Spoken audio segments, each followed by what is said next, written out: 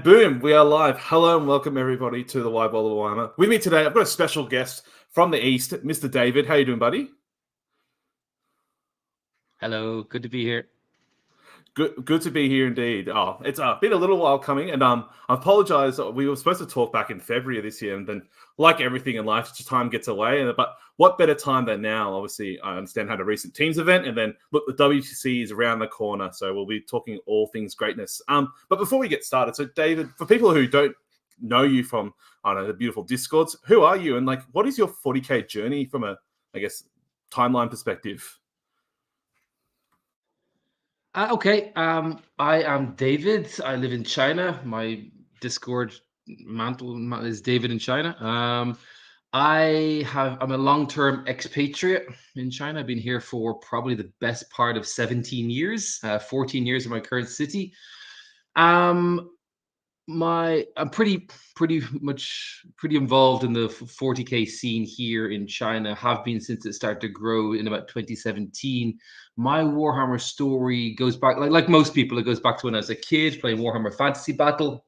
When I was like 10, 11 years old, had an Orcs and Goblins army. It was great fun. And then went to secondary school, didn't look at it for another 20 years, and then became a dad in 2017, and started to be sensible with life again and took Warhammer back up. Randomly kind of stumbled upon it at the start of 8th edition with the Dark Imperium box set. So two of the armies that I play are Ultramarines and Death Guard because of that. So yeah, that's my Warhammer story is pretty bog standard. Been in it, back in it since 8th, been playing professionally competitively in whatever sense since about 2018 when the first kind of RTT started up for the international community, the foreigner community, the English-speaking community, shall we say, in China, kicked off in about 2018. It's been growing since. It's been growing very steadily since then. Oh, fantastic. So been in the scene for quite a little while now. So how big is the community for people who aren't aware? Like, how big would you describe the 40K community? Well, the biggest event we've ever had was last weekend in Shanghai. We had a teams competition, which had, I think it was 10 teams of 6 people. So 60 people at an event. It's the biggest we've ever had. Teams has really proven to be a very big draw to people in China. It's brought a lot of people together that wouldn't necessarily attend events. Prior to that, we would have been like, we'd be doing well to get 20 to 30 people for an RT or RTT or a GT. In terms of judging the size of 40K in China, it's kind of hard to say because we only have for us, only the English language side of things is visible, generally speaking. So we know the different foreigner communities or English-speaking communities in Shanghai, Beijing, and other places. We know what the size of those things are. But obviously, there's much larger Chinese communities playing outside of the English language sphere, and also maybe outside of the competitive sphere too. Although I have to say, 40K is becoming a lot more competitive in China, both in the English sphere and in the non-English speaking sphere. It's a lot of growth recently. We can see that in lots of cities having relatively large events every couple of months now. Oh, fantastic. So obviously you talk about the, I guess, English-speaking community, the non-English-speaking community. Do you try and cross paths and merge things, or it's really hard because of, well, the language barrier? It's obviously, it's a big issue, or it's not an issue, but it's a stumbling block, right, to come or work across. We have always tried to bridge the communities, as it were. The bottom line is English language. Do you have at least a fundamental grasp of English that can, like, I've played games of 40K with Chinese people who can converse on the table perfectly, but then you go to dinner with them afterwards and they can't say a word. It's just people have learned to converse 40K, which is interesting. We do a lot of reaching out into different kind of Chinese groups to try to bring them to our events. And our events are actually quite popular with the Chinese in Shanghai, because I'm based in and around Shanghai. With the Chinese in Shanghai that can speak enough English, our events are becoming very popular, kind of setting a standard, actually, that people are happy to follow and happy to kind of then take away to their Chinese-speaking communities and kind of grow their own competitive base along those lines. WTC, for example, is the standard now across China. Everybody plays WTC terrain. Everybody plays WTC FAQ and rules packs. which is very good for us having a team going forward in the future. But there has been some stumbling blocks though along the way, and kind of surprisingly, actually, one of the biggest stumbling blocks was WYSIWYG. So like introducing WYSIWYG into our tournaments, like let's say 5-6 years ago, was just massively controversial in the Chinese community. Why can't I? Why should I have to? I've paid all this money. I've painted it beautifully. Now you tell me that this plasma pistol has to be a chainsword, and that's, to be honest, we went in the kind of the foreign TOs went in too hard at first. Actually, in retrospect, we should have kind of like had a kind of a grace period wherein there was flexibility with WYSIWYG. But the guy at the time who was running things, and all credit to him, he got Warhammer started in China. Tom Gilbert, actually, he was very hard line on this, and I think we alienated quite a few people. But it's since then, it's kind of since then we've kind of met in the middle. So for smaller events, WYSIWYG is more flexible, but also the Chinese communities now have got their eyes on WTC, and they realize, oh crap, if we want to maybe attend WTC in a year's time or 2 years' time, we better start making our things WYSIWYG and painting them properly, etc., etc. So we've kind of both met in the middle, and it's kind of been of benefit to both communities, actually.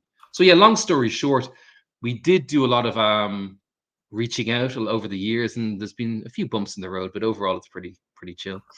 Oh, what isn't there, right? Like, there's always bumps in the road with any community. Even and then you chuck a language into it, and it throws things off. So, and also meshing of cultures Yeah.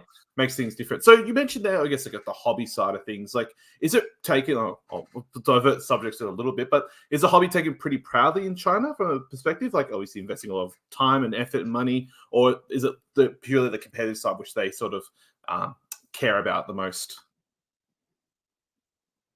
Both. You will see some very beautifully painted and modeled Chinese armies with Chinese people. Absolutely. I love the hobby side of things. I see people who take that just as seriously as I do for some really impressive painting, impressive armies. Also, I think that perhaps commission painting is slightly more accessible here in China because the cost of things is generally slightly lower. So if you've got enough money to buy a Warhammer army in China, which means you're kind of middle class, you probably also have enough money to pay for it to be commissioned nicely. And I see a lot of my Chinese friends getting things commissioned. So yeah, people do take it seriously. And like at our we always have a best painted in our events, and like at the last event, like some of the armies were just really gorgeous, really gorgeous. Of course, there's some really ugly competitive armies too, but that's, you know, obviously. But none of us here at all will say we have ugly painted armies. Look, I mean, I'll say it. I'll say it. Mine was definitely battle ready heading to these past two events, but I'll put up my hand on the heart. So I was traveling, work, and everything. But look, I'm trying to touch them up now. Okay, we're trying to get there. So look, Slapchop does wonders. So you mentioned there. So obviously people access Slapchop's yeah, Slapchop's the best, right? It's a perfectly viable method. You talked about the access in the hobby. So do you have like local game stores you can access, or is it generally a you order online per se? So there are like game stores do exist. The model that tends to work best here is game clubs, where people will like rent a bit of space in an office building or a mall, install some lockers, and then basically basically people will play there. The game stores, there are some GW stores, but mainly it's game clubs. The game club model seems to work better. The GW stores are kind of terrible in China and don't do very well, but they're just there to kind of like advertise the hobby, it seems. Whereas there's some of the better game clubs are actually pretty thriving, and then they will order things for you. They will order models for you. So if you want to show some loyalty to your FLG, you know, you go and order from your game store. So in my city, Ningbo, we've got a very pokey little room in an office building that has like 4 tables, and it's good enough. Has some lockers, so we play there, or just play at various different. A lot of the foreign community are teachers, so we play in schools a lot. You know, because the pictures you're showing there, that's like a warehouse on the outskirts of Shanghai. It's the only space we have that's big enough for an RTT, and we just got that because during COVID, we couldn't access any space because places were really highly regulated in China during COVID. So we had to kind of beg, borrow, and steal some warehouse space in the outskirts of China. And now it's kind of like at the heart of Chinese Warhammer is this weird warehouse in the boonies, but it's all good. We can fit 60 guys in there. It works, you know. Yeah, just a couple of guys huddled up in the corner, just ready to enter a warehouse. Nothing shady going on. And then when I'm sure people come in busting in, they just see people playing with some toy soldiers. So nothing, nothing wrong with that. And yeah, as for people listening on the audio streams, go back and watch on YouTube. So sharing some photos of the recent Shanghai Teams event, but some gorgeous armies on showcase, and then some battle ready armies. But no, there's more gorgeous than battle ready. So very, very impressed. And it looks like great. It's a great open space. Nice distance between tables and stuff like that. So you mentioned this obviously before, like about I guess the middle class sort of philosophy for accessibility. Is it expensive to collect Warhammer in China? Like, is it like well? I guess that the answer is right in the title there. But is it generally more expensive to pay? Like obviously in Australia we get hit with the Australian tax by a number of reasons, and obviously Warhammer's costly to an affluent sort of audience. But is it more costly than other hobbies and maybe what the other people in US or Europe would experience? I can compare to the UK and Ireland. So a few years ago, Warhammer was dirt cheap in China. Like you'd be 20 to 30% cheaper than what you'd be paying in UK or Ireland. But they did a kind of currency realignment where they now go from the English pound 1 to 10. And what that means is to buy your Warhammer online on Taobao is the website we use, like the Amazon in China called Taobao. To buy it on Taobao is like the equivalent of buying it in a discount store in the UK. It's like Element Games or something like that. The same price of Element Games is what we get it. So we get it kind of like the UK discount price, basically, the reseller price, not reseller. You know what I'm talking about? Element Games discount price. Retailer compared price. to Australia, exactly. Yeah. Compared to Australia, New Zealand, I think we're a lot cheaper. We do have supply issues, so like the pre-orders are increasingly haphazard, and there's some kind of like even like black market and kind of underground supplies of Warhammer coming in from Hong Kong and different places. So you never really know when your pre-order goes in what you're going to get. But I gather that's kind of the same in the US as well. I think a lot of places are getting supply issues. So yeah. There's issues with model supplies, but generally speaking, it is an expensive hobby, given that the cost of living and the kind of purchasing power of the average Chinese person still isn't as high as in the West. So a middle class person in China would be able to afford Warhammer, but it'll be kind of it's a luxury. It's a luxury good, as it is everywhere, really. You know.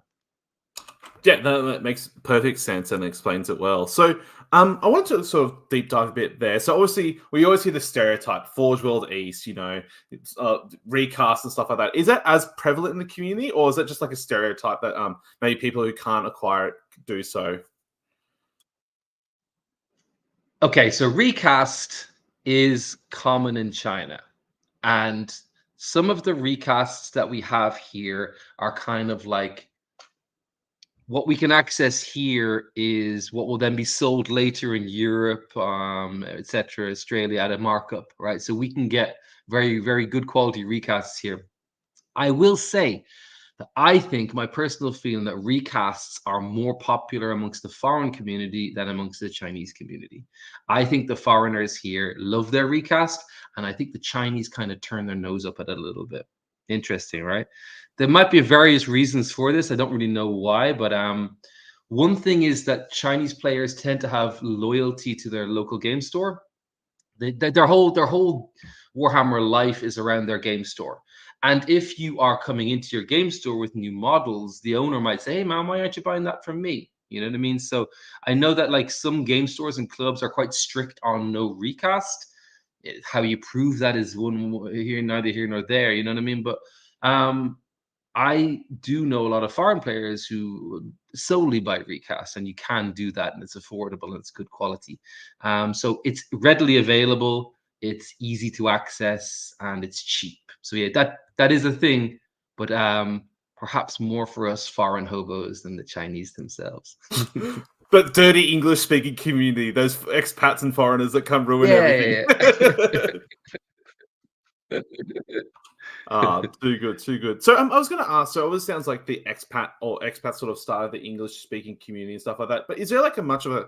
Oh, I guess you said you don't know. Is there much like a underground, like I guess, homegrown community, or people have come to join, or is it mostly expats speaking on the English side? Like, if you give like a percentage weighting. Now there are more Chinese Warhammer players than foreign Warhammer players. Now there are more competitive Chinese foreign players than foreign Warhammer players. Our WTC team for this year is currently half foreign and half Chinese, but that's only because we're the guys who could fly easily and have passports. You know what I mean? Like I fully expect that if we continue in future, it'll be all Chinese, and fine, rightly so. You know what I mean? The There's an interesting phenomenon of like, yeah, because tons of young Chinese people, middle class Chinese people, study abroad for the university, right? Those people are going abroad, taking part in GTs, and coming back and kicking our asses in Shanghai. So what's going to happen is in the next few years, these guys are all going to, they're on the summer holidays now, right? They're going to graduate. They're going to probably going to move back to China. And that's going to be the bedrock of competitive 40K in China for the next few years. Dad Hammer like me will be relegated to where Dad Hammer should be. You know what I mean? It's kind of like at the middle tables or the bottom tables, there to have good fun. You know what I mean? Whereas the really competitive cutting edge stuff, it's definitely going to be the guys who are now in their 20s. It's the same everywhere, but like it's also true here. Yeah, it's fantastic. That's hilarious. So go abroad, study, get a degree, but also study how to play 40K. There we go. So that's multiple. So one guy, a guy There you that a guy that kicked the crap. His team kicked the crap. Oh, it didn't get. They beat us at the weekend. So Team Sigil beat Team China. I'm on Team China. They beat us not by a big amount, but they beat us overall. And one of their players just the weekend before had played against Josh Roberts in the UK at a Teams GT in the UK. Got 19-1'd by Josh Roberts. Came back to China and kicked our ass. So they're just they're training at a higher altitude. You know what I mean? They're coming back to China. So Oh, there we go. Fantastic. So, well, that's pretty cool. I mean, that's definitely one way of growing the community and improving your experience. But hey, you'll take it when you can, right? So, and speaking of, so obviously, was it this past weekend or the weekend before? You had the Shanghai Teams event, and I will put some photos on screen while you're talking about this. So, it's the weekend before. And what was it? So, what was it like? So, WTC style 6-man person teams. yes. So basically, it was this. Okay. So Teams in China has only got like about less than 2 years history, and it was started by a man called Nicolas Petit, who's ex-Team France. He played in the ETC for Team France. I don't know, way back when. He's not that old, but way back when. There's a picture of him here in a yellow T-shirt coming up, standing on a chair, talking to us. You'll see him later on. There he is. That's Nico. There you are. Hey, Nico. So Nico is also the captain of Team China, the non-playing coach of Team China. So he started teams a couple of years ago, just like really small teams, events, 4-man teams, that sort of thing. And he's been growing it very slowly but surely since then, with a view to taking a team to WTC. And that's actually happening this year. So it's all down to him and his hard work and his kind of knowledge, expertise, and yeah, all that sort of stuff. So basically, singles is popular in China, but teams has just like rocketed. Like at this team event in Shanghai, we had two teams from Beijing flew in, one team from the south of China, and then multiple smaller people attending teams from all around the Shanghai area. So like 60 people coming in from all around China, spending a weekend in a warehouse on the outskirts of Shanghai. It's really impressive, and it didn't exist 2 years ago. And it's this is going to be the main driver of growth in 40K because 40K in China, because this just seems to have captured the Chinese imagination. And like, I think that, I don't know, Chinese people can be conservative, can be a bit shy, maybe a little bit less likely to take a risk. But if you're going to go to Shanghai with your buddies, you know what I mean? That's a much smaller risk for you, you know what I mean? And if you're going to kind of like play together and win and lose together, that appeals to the Chinese, you know, psyche, as it were. So yeah, I just this tournament was really good. It was WTC terrain, format, everything. In the end, two of the Chinese teams, so Team Ultimate Power came first. Team Sigil with some returnees from the UK came second.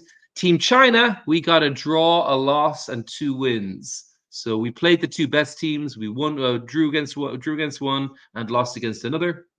So learning experience for us, and like we're kind of we're under no like impressions that we are the finest player that finest players that China has to offer, but we're also very proud to kind of be the trailblazers. You know what I mean? Like, so we are going to Belgium this year. We're gonna, like, you know, show everybody that Team China and Chinese players are going to be cool and nice and have fun, and hopefully, like, we'll encourage some of the younger players coming through to attend in future years. I'm under no illusions that I'm going to be on Team China in future years. I'm pretty much a B tier player, but like very exciting to be able to go for this first time. You know, to be part of the first cohort to go and do it. It's pretty cool. Oh, absolutely! It's an amazing achievement, and I'm sure Nico and like obviously a bunch of people take great pride, and you should take great pride in being part of the first team to go over. And look, obviously it's going to be experience like in multiple ways, but look how you may surprise some people. Look, obviously Team New Zealand took their first team last year, and they achieved very well, like ended well above middle of the pack. So Yeah. who knows? I'm sure you'll get some good experience there. I was curious to hear there. So you always said that competitive 40K sort of captured, I guess, the minds and imagination of the Chinese people. So obviously, I guess, stereotypically, the League of Legends and the esports are very big in China. Obviously, there's some very big competitive esports like that. Do you think that 40K, as it's become more competitive and more mainstream, that sort of helps the growth of it? Or is it something different about 40K that maybe just tickles that brain and fancy of the Chinese community? I think Chinese people were, you know, big generalizations here, but Chinese people love games. They love cards. They love mahjong. My mother-in-law takes mahjong incredibly seriously. You know what I mean? Don't cross her, which is the mahjong table. Mahjong, pronounced outside of China. And as you say, things like esports are very popular. A lot of the Chinese 40K players also play Magic the Gathering. So there's a lot of crossover there. There's a lot of history of kind of competitive nerd sports for sure in China. Yeah, I think it took a little bit longer to grow just because of the investment needed. But as like 40K kind of captures people's, as you know, you get that brain bug, you get the obsession, you can't stop thinking about 40K. That gets people all over the world, you know what I mean? So it's just the depth of 40K, the depth of the game, depth of the lore too. Just it's popular here as it is everywhere else. Like, they've done quite a bit of translating of Black Library books into Chinese too, and that's helped. Yeah. Yeah, that's good. That's a very fine answer. I was just very curious, obviously, hearing about it. So, because obviously in the past, I've talked to people from South Korea, and obviously that sort of competitive background does really inspire some people. Like, their hands, they got two left hands, and they can't use their actions per minute as good as they would like it to in StarCraft. But like, we have models on the table and think just fine. So maybe that Warhammer is perfect for them. So. You talked about there, obviously, so you use WTC, and it's probably taken off these past 2 years. So this last Shanghai Teams event was 6-man teams event. Is this pretty common? Do you normally run 6-man teams, or is it normally 4s or 5s, or even 8s? We have not. We've never done 8. We've never done 8. WTC will be our first 8, which is going to be interesting. We started with 4, 5, 6. Like, you know, you can't start with the 6-man teams, right? Because people don't have 6 lads to pull together. But we started with 4 relatively successfully and have grown at 4, 5, 6. And I imagine that sooner or later there'll be an 8. But yeah, we're at the level where 6 is pretty feasible for like logistics, for the amount of players in the community, for the size of the venue. So yeah, every time we have a new event, Nico has to buy and build endless new tables. So I think we're going to cap it at 60 now, just because we don't want to do that anymore. Tired of building terrain, you know. I was going to say, so obviously you said you have some gaming clubs and stuff like that, and it's the French efficiency, which we love in the 40K universe, or competitive 40K universe. So they've got their systems and their processes and procedures, which is amazing. So is it just on the hard work of Nico and like I guess certain other individuals who sort of fund the terrain and stuff like that, or TO events, or is it like a club or equivalent structure? We have a kind of loose grouping of people that are kind of on the organizing committee, and basically event by event we say, okay, I'd like to do an RTT, I'll do this. Will anybody help me with that? I want to play, so I don't want to TO. And that's usually what I say is I want to play, so I don't want to TO in the day. Will someone help me TO in the day? I'll do the run-up stuff, but then you TO in the day, fine. And usually the events are small enough that that works.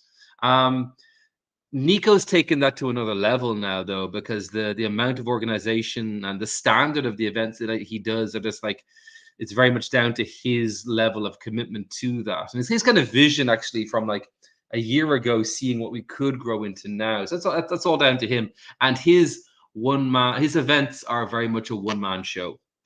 Very much a one-man show. I wouldn't like to say that Nico's got control issues, but he certainly likes to be in charge of everything, and that's fine. Everything goes very well. Everything goes very well indeed. They are very smooth events, and he's very, very good at it. So yeah, the teams events that we have now are the best events we've ever had in our part of China anyway, and that's very much down to Nico's kind of. I guess he learned how to do it from the ETC. I guess that standard was set a while ago. You know what I mean? And then also, like as a TO in China, being able to just refer back, well, the WTC says this. You know what I mean? Okay, we might not agree with it, but that's what they say. So it just kind of removes all arguments. You know, having a very clear FAQ from the WTC is very helpful too. So yeah, it's mainly down to Nico's hard work, basically. Not more than fair. And like as you said, like when you have like a core rule system and you can refer to and point people's direction to, like it does solve a lot of issues. So like as you said, you may not agree to it, but at least you could say, oh, bloody hell, those WTC refs, they don't know what the hell they're doing. It's their rules if you if you don't like how Walk War Boss can't get the law benefits while on the truck, it's their fault. But anyways, I don't. That's a big one. That's a big one. It's a weird one, but I guess it works. So I was going to ask. So with like obviously foreign metas and stuff like that, sometimes you have like an over-representation of certain armies or under-representation of others. Do you find that in China? Like, are there certain armies that you'll generally won't face, or there maybe be some more armies which you do face?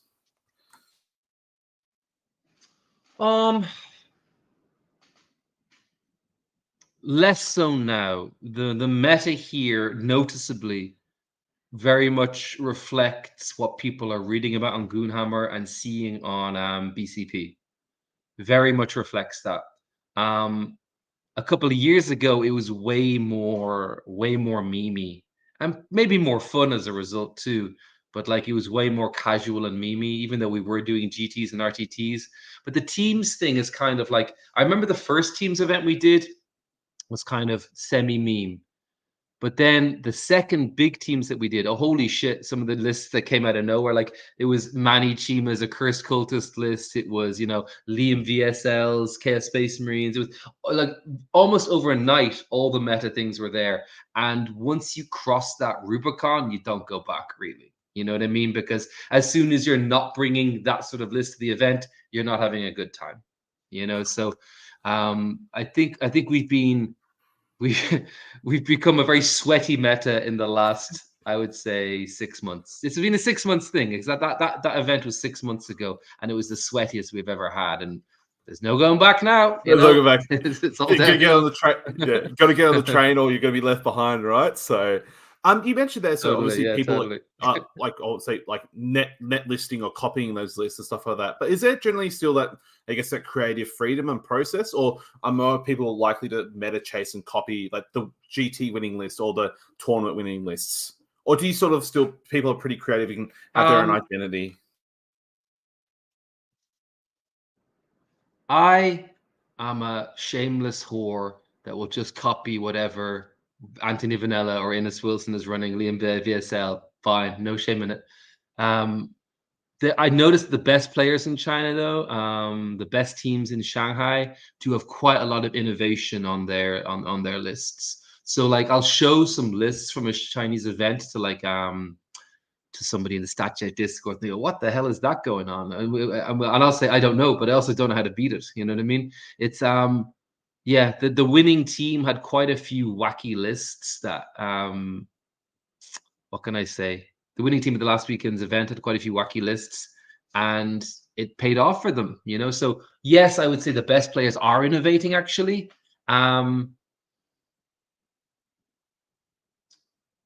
And also people are, accessing BCP and things like that too. So while they might not be wholesale net listing, as it were, they're for example, like one of the better Death Guard players on Team Sigil, Chinese guy, had a soul grinder, which is kind of off meta, but also it's something that Pumba from Team Poland had been running. So it's like, yeah, there's creation and also learning from the best, which is probably the best way to be, actually.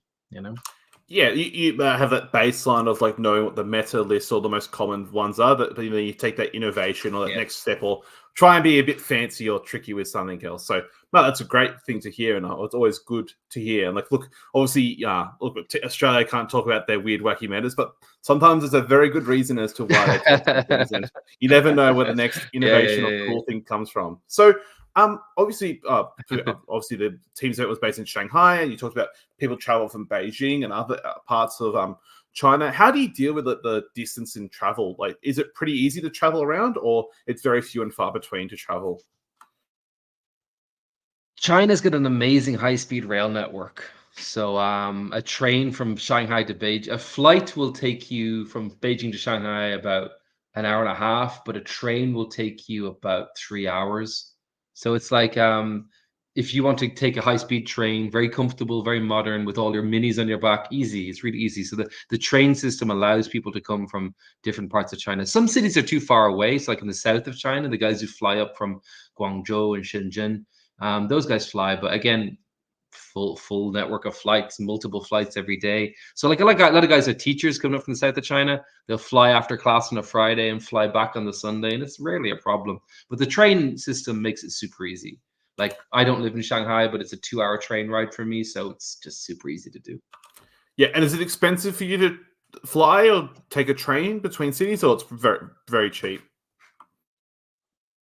Trains are like, so to go first class, okay, so it's weird here. Business class is the top one, then it's first class, then it's second class. To go first class from my city is about 20 euro for a 2-hour train ride. It's nothing. It's nothing, Yeah, not bad at all. Pay more for an Uber in Dublin, so.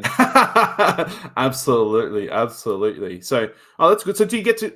Is it generally the big events which will draw the travel, or will people like as soon as a GT happens in like one city, like so, say a GT was to happen in Beijing next month, will people from the south travel to that, or people from Shanghai travel easily to Beijing, or no, it's only for the bigger events? I think people will travel for teams, and people will travel for golden ticket events. So we got a couple of golden ticket events in China, which are they are in Chinese language events. So foreign players like me wouldn't necessarily have access to it. Not that we have a hope of winning it anyway, but so those are the things that people do travel for. They will travel for teams because that's just captured people's imagination, and they will travel for golden tickets for obvious reasons. At the World Team Championship last year, we had one guy. What's it? Not the World Team Championship. What was that one called? The World GW? Championships Warhammer, WCW. Yep, like the wrestling. World Championships Warhammer. Yeah, WCW. Yeah, exactly. We had one player at that, and I know that other players wanted to attend but didn't get the visas or whatever. So it didn't work out. It's sometimes hard to get visas to the USA, right? Our one player on Team China is a golden ticket winner. He couldn't attend, but he's going to get to go to WTC this year, and he's going to put some people on their asses. I fucking guarantee it. He's an absolute rock star of a player. Shun is his name, and he plays Eldar, and he is going to put some people on their asses. I can't wait to see it.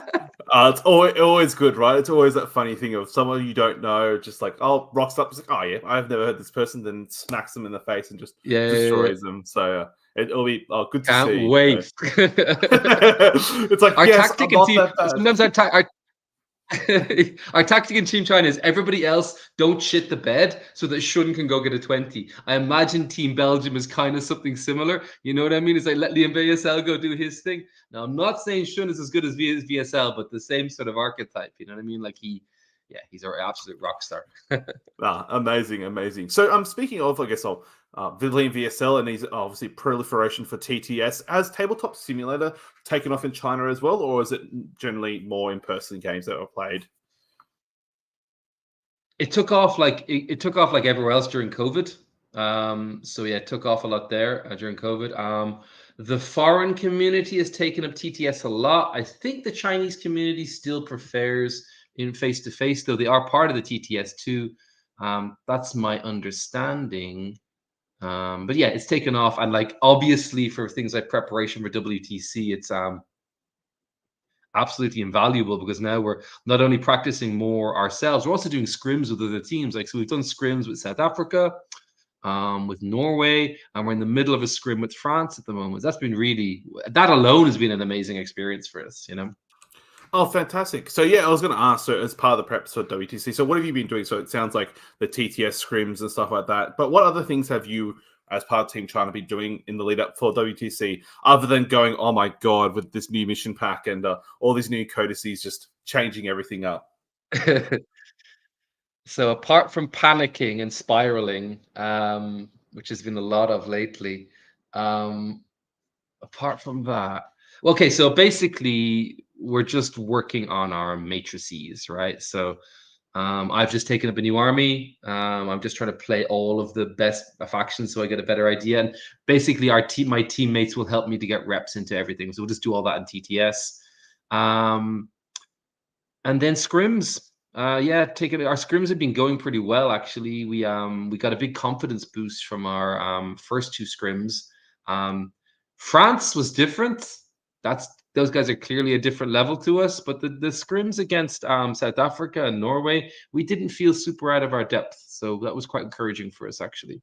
Other than that, it's just the recent Shanghai Teams tournament was our big preparation. It was actually the first time we've ever played as a team together, and we made quite a few mistakes, and we learned a lot. And hopefully, we will now take that away to WTC with us.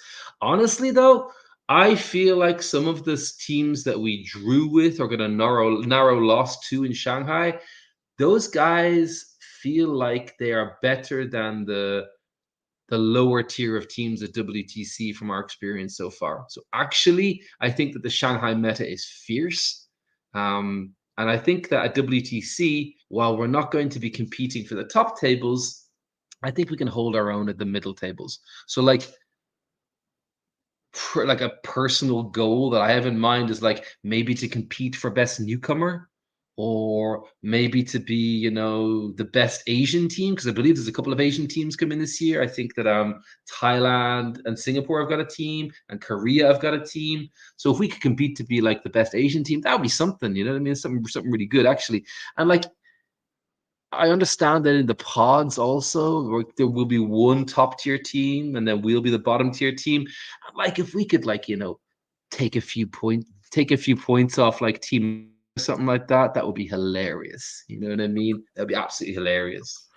Yeah, absolutely. Look, as you mentioned, you foresaw what I was going to say. So obviously there is a couple other teams in the Southeast Pacific or Asia region. So with Thailand / Singapore and South Korea attending. So look, I'm sure you could just take the bragging rights home of best Southeast Asian team. So I was going to say, have you had much interaction with like, was it Team Japan or Team South Korea or Team Thailand, Singapore? Like, or no, not at all. So you'll meet basically at WTC.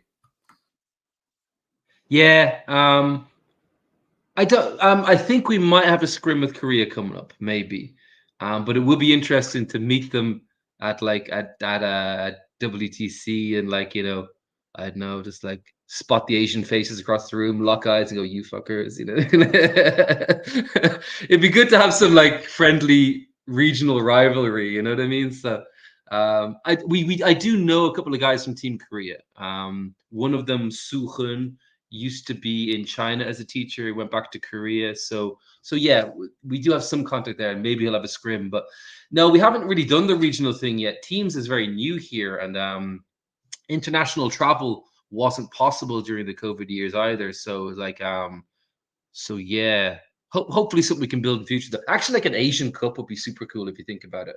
That's something we should think about doing. Look, oh, absolutely. Like I know for years and years and years. So obviously in Australia we have the ANZ Team Champs, or Australia New Zealand Team Champs, and they've been talking about for ages about holding it like in Indonesia or Bali or somewhere cheap enough that people can come to, and then obviously, look, the Australians and New Zealanders will have a piss up for sure. Then everyone else can play some Warhammer as well on the way. But it it would be cool to obviously invite people, like host it in Darwin or something. I know it sounds terrible. Darwin's not the nicest place ever, but it's an essential point where everyone can get to. So it would be cool to have an Asian Cup equivalent, but we'll get there, right? Well, maybe one day, right? Maybe one day. It'd be awesome to have something of that stature. Cool. But yeah, and when you mentioned about Suhun, he's an amazing human being. So I talked to him a while ago since then. Okay, you know him. Cool. Yeah, I know of him. So yeah, so and then my mate Alex is based in South Korea. But anyways, I digress. We can talk about that for a little while. So I was going to ask, so with, I guess, are you trying to do as well? So you've done your TTS scrims and stuff like that. Are you trying to do like also internal scrims and like got practice days planned ahead of you, or is it just the scrims is what you'll try to do exteriorly?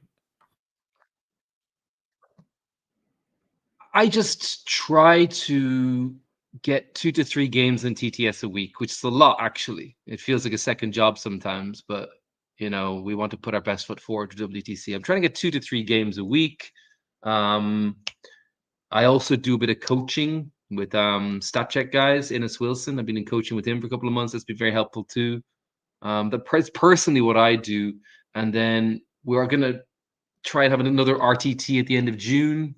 Just a small thing so we can all like just run out our WTC lists and give it a whirl, That's kind of all we can do. I think we're in the kind of the downhill slope now, kind of like we have to make our list decisions now. We just need to, for better or worse, practice the fuck out of them until July and then hope for the best. I mean, I think we're relatively settled in our team composition. I think we're relatively settled. I have just flipped onto Chaos Space Marines and it is so much fun. And I'm actually really looking forward to bringing Chaos Space Marines to Belgium. I've been playing Death Guard previous to that. And it's a miserable existence going under the bus, every single round. It's going under the bus, trying to get 8 points so that our better players can score big points, but it's fine. That's behind us now, and I'm building a really fun Chaos Space Marines list. So yeah, long story short, just playing games on TTS after my kid's in bed, basically. More than fair. Well, you have to extend your tape measure beyond 5 inches, David. It'll be an early skill you have to learn, but I'm sure you'll get there. Too good. So I was going to ask, so in terms of armies and stuff like that and like selecting factions, obviously, look, you said the inaugural year, you have like a limited school of players who can attend. Has it been hard selecting like factions? Like, have you just sort of got people, the factions sort of line themselves up? It's like, oh, look, I have a person who play Elder, I have a person who play CSM. Have you just like done that sort of thing, or have you built like a team comp and made people change factions to suit? We there's been a lot of discussion about that in the team group, basically, and I think Nico, the captain, has been very understanding of people that at fundamentally speaking, you're going to be better off playing an army you're comfortable with, right? And we all have limited time and resources to flip around. We're not pros, So therefore, we are missing some of the big meta hitters. Some elements of our roster are missing. Like we don't have a T-Suns player is the big thing. Probably the best army in the game. We don't have a T-Suns player, and we're just not going to be cruel enough to ask somebody to pick up T-Suns. 6 weeks away from list deadline. It's just too much. So.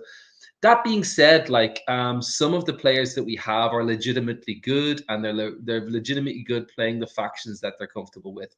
Like our Submarines player is playing slightly off meta stuff, but he's very good with it, so it's fine. Our Eldar player, like I said before, is a rock star, and he does what he wants, and we never question anything he chooses. You know what I mean? And then everybody else is just kind of like, these are the armies that are available to me. I've got like 2 choices. We're going to look at the matrix. I think this is better. Cool. Let's just go. And it won't be the absolute kind of most optimized roster, but it's good enough for like the D slot in the pod for sure. You know what I mean? And it's good enough for us to try to punch above our weight a little bit. I think it'll be fine. I'm sure you will be fine. And you definitely don't have a T-Suns player, right, David? Just like wink, wink, nudge, nudge. Like this is all some espionage going on. So look, I mean, take it all with the greatest. Yeah. So when I do see a T-Suns list submitted at WC, we'll go, hey, hang on a second. Gotcha. No. That's the Z-Tune ways. So no, fantastic. And look, obviously it happens, right? And I agree. Obviously, you want to take a team comp which people are comfortable with. Obviously, it's a lot of money and time invested to travel over to Europe for a lot of these people, and getting visas and stuff like that. First time traveling, I'm sure, to Europe for a number of them. So look, I think that's make it as stress-free as possible. So, and it's good that Nico has an understanding of it, and I'm sure he's like, damn it, behind a little bit, but he'll understand. So obviously at the WTC, look, everything's spoken in English. Do you think the team's going to have some struggle with the language barriers? And look, obviously some of those Europeans and Scots aren't going to speak very good English either. So like, how is your team going to sort of overcome that, you think? Our English is better than Team France's English. We're going to be fine. We're going to be fine. The Chinese guys that came with us for year one are guys that are confident in their English. One of them studied abroad. One of them's actually a translator for GW. So yeah, they're totally confident in their English. So the Chinese guys that we have are totally confident in their English, and the rest of us are native speakers. So it'll be fine. Totally fine. We might have like some of the Chinese guys. Though some of the Chinese guys might never have heard a Polish accent before or a French accent before. That might be tricky for them, but like their English is not the problem. Chinese guys, they're fine. They're totally fine. More than fair. And like it's sort of become a tradition, obviously, of these past years at the WTC that people exchange jerseys and stuff like that. So do you have your eye on a certain jersey or jerseys that you would like to exchange at the event?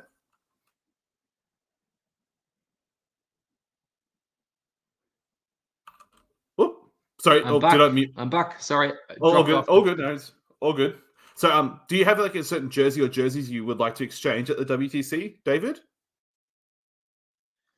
We've got an amazing jersey. It looks super cool. It's got dragons and space marines on it, and I've already shown some people in the StatCheck Discord, and people are already asking us for swaps. So yeah, I think Team China is going to be a popular one because it's never come, but we've never come before, right? So it's kind of a novelty. I got a Team China jersey.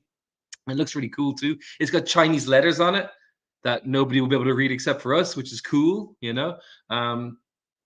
So yeah, I would love to swap. We're all bringing like 20 jerseys each because we're all expecting and want to swap jerseys with the people that we play with.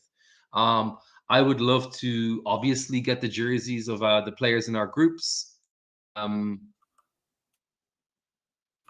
It plays with your groups. And who else? Oh, it's okay. You're still back. Oh, I'm not sure if you can still hear me, Sam. Yeah, I can hear you loud and clear. You're all back on my end. Don't we love technical issues? Oh.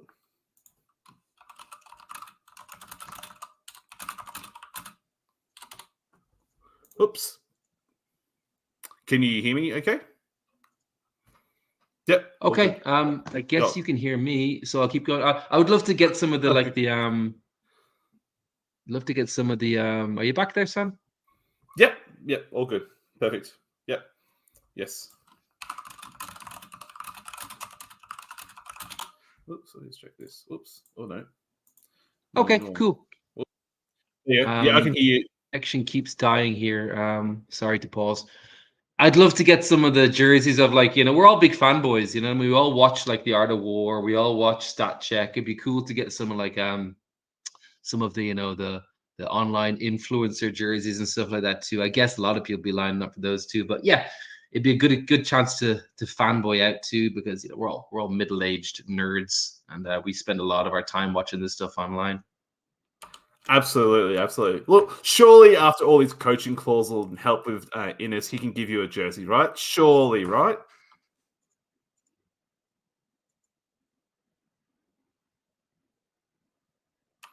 Yeah, I can. You're back. I can hear you and see you. You're all good. Can you hear and see me? I can hear and see you now. Did you hear me talking about fanboys? Sorry, I went off on the I did. Yes, I heard you loud and clear. So all good. I was asking. So have you got Innes's jersey lined up as well? Like, given that you're a coaching client of his, surely, right? Yeah, I think he owes me one at this point, right? Absolutely, for sure. Yeah, totally. You go. Sorry. Yeah, like I said, like we would all be like if we got to play against like some of the guys that we watch on YouTube and stuff like that, the Take All Comers guys, the StatCheck guys, the Art of War guys, that would make our day. You know what I mean? We were all big fans of those guys, so So yeah, that sort of swap would be super cool. And other than that, like I've noticed that some of the jerseys are really stylish too. Like the Iceland jersey goes hard. There's a couple of really cool ones I've seen in the Stat Check Discord. So yeah, it just seems like a lot of fun. We've also got a lot of dice made specifically. I'm not going to roll them, but I'm just going to keep them for swapsies. So yeah, we've been told this is part of it, so we're coming well prepared. It sounds like it. You'll be better prepared than some teams for sure. So I'd love to hear it. I was going to ask. So obviously, you said before that you've done some coaching with Innes and stuff like that. How have you found that experience of being on the receiving end of coaching? For context, by the way, FYI, I've received coaching in the past, so I completely am all for it and stuff like that. But I'm curious how you found the experience and like what you've gathered from it for people who've never had it happen before. I have found it to be a very positive experience overall. Basically speaking, it's like playing a game once a month with somebody who's very beyond your usual level of playing that will improve you. Running your ideas by somebody, I no longer trust my ideas at all. You know what I mean? I think my first instincts are just generally really shit. So what I share in the Stat Check Discord is usually totally shit. It's very good to have somebody who's also a team captain who's like saying, no, you shouldn't be doing that. Try this instead. You know what I mean? Or that's fine, but what about this matchup? You know, so essentially kind of like the coaching is good to get better practice. The coaching is good to like work on good 40K fundamentals, but it's also kind of good just having a really smart and equally obsessed with Warhammer person on kind of a retainer to run your bullshit ideas past. That's been very valuable for me. And like as like I'm Dadhammer personified. I don't have that much time to put into it, and what I do put into it is far too much already. So I found it to be like a really good way to just cut straight to what's good and not waste time. So for example, right? I've just started the CSM Codex. My first instinct was to go down one route, but now I've kind of like, no, I know exactly what I should be doing, and it's like just going to focus on this one thing that's really good and will work in teams, I hope. And yeah, that saved me 6 weeks of list spiraling. That's very valuable. So yeah, the coaching experience has been really, really if you have time and can afford it and you want to get better at this hobby, coaching is a thing you might want to consider.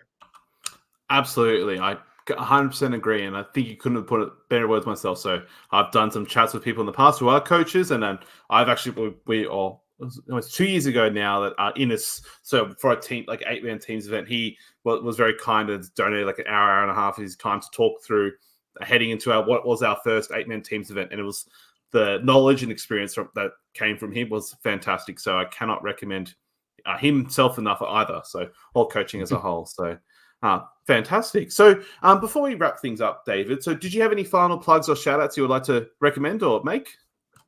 Plugs, I guess. We don't have like a social media to share with you about 40K in China. Stat Check Discord is brilliant. I would advise getting in there. You can meet people from all over the world. Really helpful in terms of teams. Really helpful in getting to know WTC.